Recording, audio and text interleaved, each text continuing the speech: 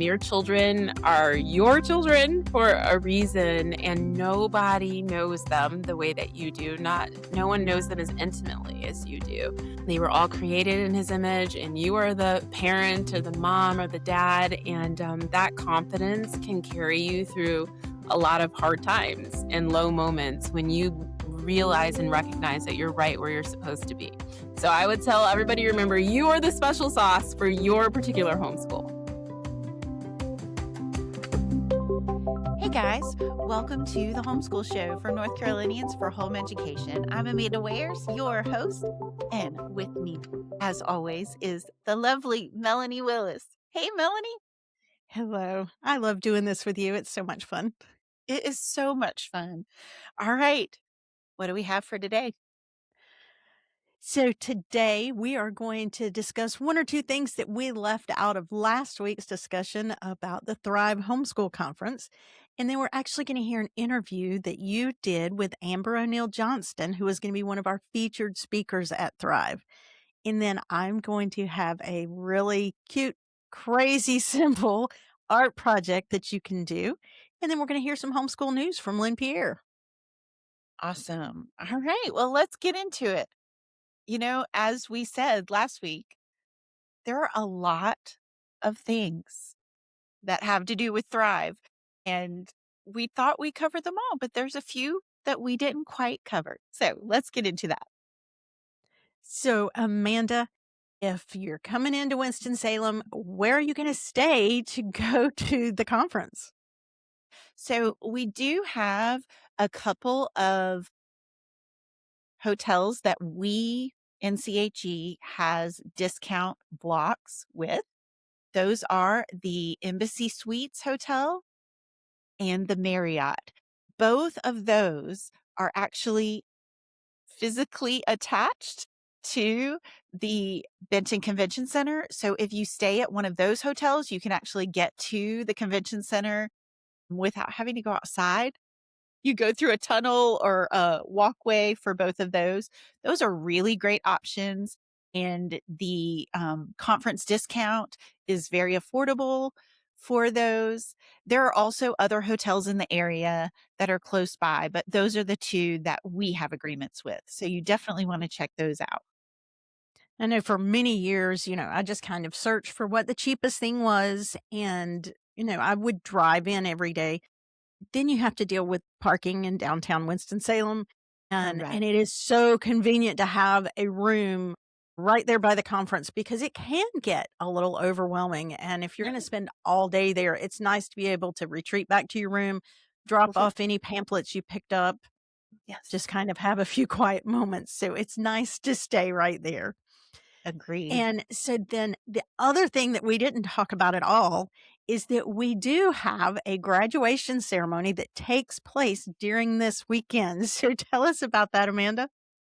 Absolutely. So at the end of our conference goes through Saturday afternoon, and then pretty much immediately after, maybe an hour later, we have our homeschool graduation. So we have graduates that come from across the state.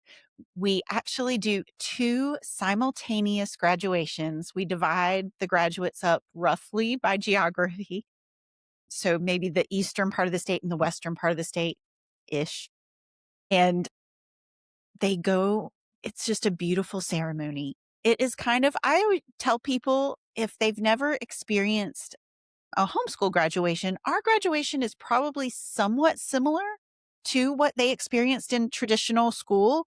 We have a speaker, we have everybody proceeds in and we call their names and give their diplomas, but there are some differences. And the differences are that in our homeschool graduation, the parents, of course, because they are the ones that have gone on this journey with their graduates, they come up on the stage, meet their graduates, and give them their diploma. It is absolutely beautiful.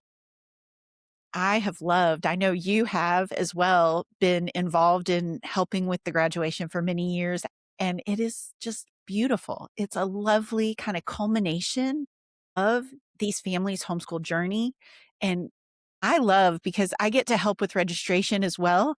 and talk to a lot of new homeschoolers. So it's such a beautiful kind of full circle moment for me and for these families, kind of to watch families from the beginning of their homeschool journey all the way to the end.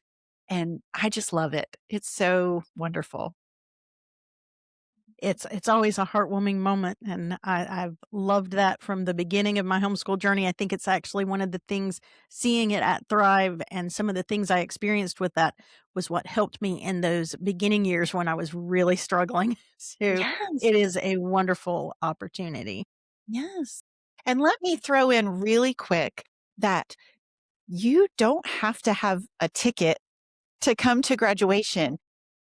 Even if you don't have a graduate, we welcome you to come and check it out. I think I have told parents, I think it's super encouraging to see these families that have gone through their journey and just see them celebrating that moment. So if you're able, please come to the graduation and just look. Even if you don't have a graduate that you know, we would love for you to be there. So check that out. All right. So I had a chance to sit down with one of our featured speakers, Amber O'Neal Johnston. She is just lovely. I have followed her for a number of years, and I'm thrilled that she is coming to Thrive. I'm so excited to have this interview with one of our featured speakers for Thrive 2026, Amber O'Neal Johnston. Hey, Amber. Hey, thanks for having me. Yes, thank you so much for taking time out. I know you still have kiddos at home that you're homeschooling, so taking time out on a weekday afternoon to sit down and do an interview, I really appreciate it. So first off, if you would just kind of introduce yourself for our watchers and listeners out there, just tell us a little bit about you and your family and your homeschooling experience. Okay, great. I'm Amber O'Neal Johnston, also known as Heritage Mom, and I'm from the Midwest, but I have lived in the South my whole adult life, and I currently reside outside of Atlanta with my husband, Scott. We have four kiddos. The teens are 16 and 14. They're both girls, and the boys are 12 and 10. All of the kids have been homeschooled from the beginning. And we also run a nonprofit homeschool support group in our area that we've had for almost 10 years. Neat. That is so cool. Awesome. Mm. All right. So this is your first time that we're going to have you. I'm so thrilled that you're coming. Can you tell everybody kind of a little bit about what you're going to be speaking about at Thrive this year? Yeah, I have a variety of topics, so hopefully something for everyone. But I'm going to be talking about sparking curiosity and delight in our studies in our homes. I'm going to be sharing a little bit about our world schooling adventures and how everyday families who are not wealthy can travel with their kids as part of their school. I'm really excited to talk about the inheritance of homemaking and what Mm, does that look like to be modern homemakers and where do our ideas of homemaking come from and what does it mean for our families today? mhm. And just some general homeschooling topics, you can never Yeah. go wrong with those, but we're going to talk about, excitement, wonder, trying to balance traditional academics with the desire to have a full life, and Yeah. we'll hit it from a bunch of different directions. I love that. I love that. And I know that you have spoken a lot with Wild and Free conferences and also with some Charlotte Mason Mhm. stuff in the back. So that's kind of your bent, maybe? Yes, I would say that. Yeah, Charlotte Okay. Mason. I'm on the board of the Charlotte Mason Institute and have spoken at a lot of Charlotte Mason conferences. We that is the type of homeschooling we've done from the beginning. So really heavy into literature and great books and cozy poems and also science and math and history and all the things. So that Awesome. is my background for sure. I love that. Okay, so I recently read your newest book, Soul School, and I loved it. I would love for you to talk a little bit about that. I was going through and just wishing that that resource had been there for my own kids when I was homeschooling them when they were young.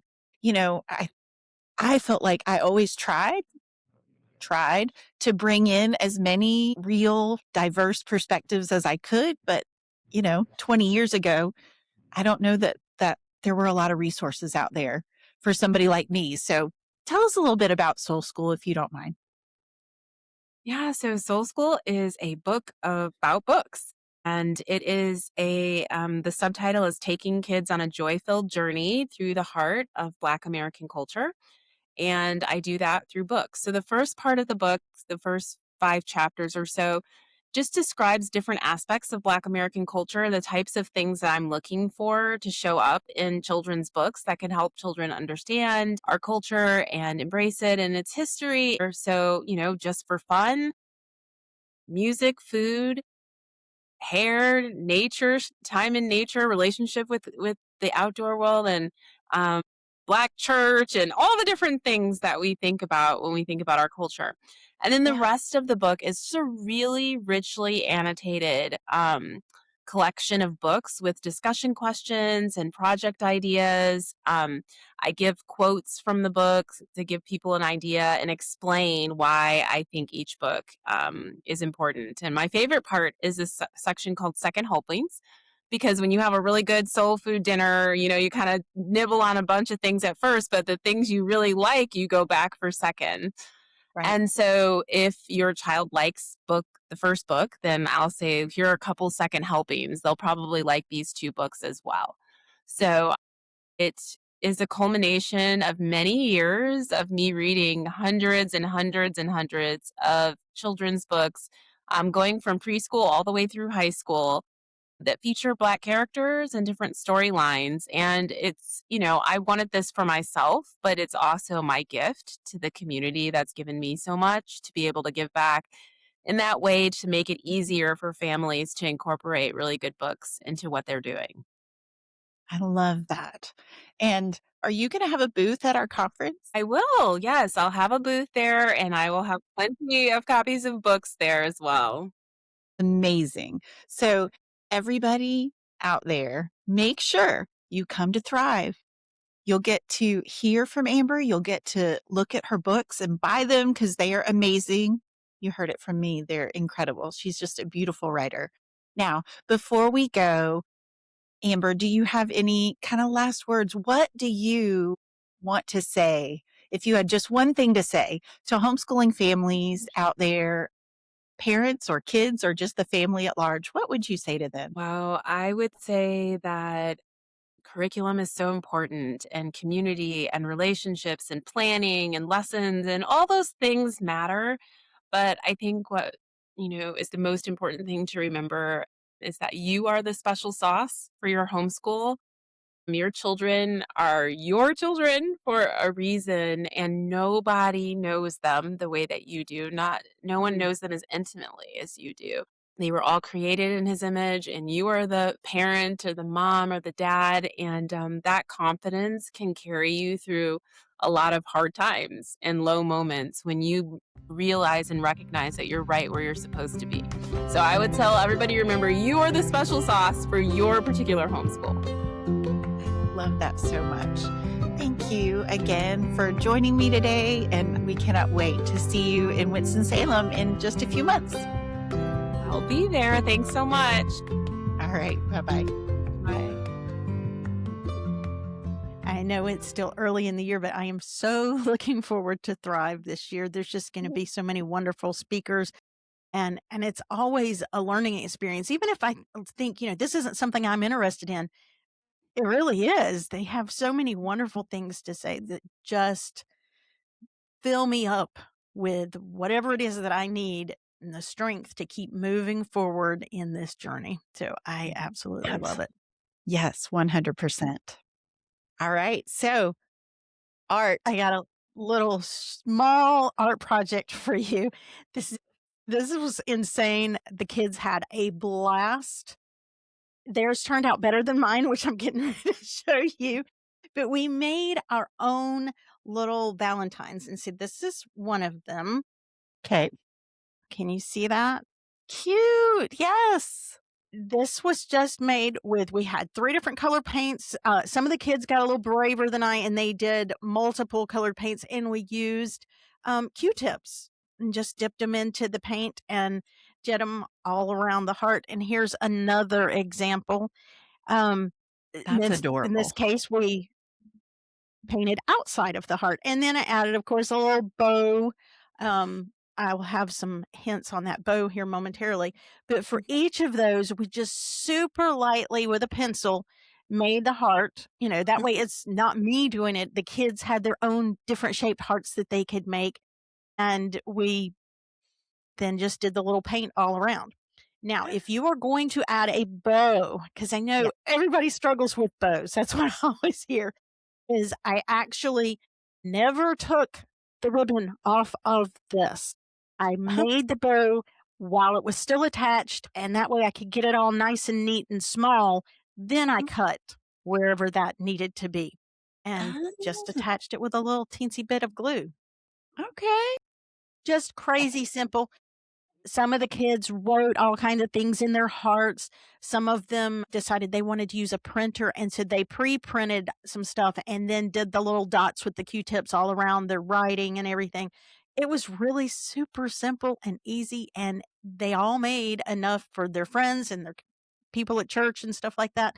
We had a great time, and it was easy. I love that. These are my favorite because they're so accessible.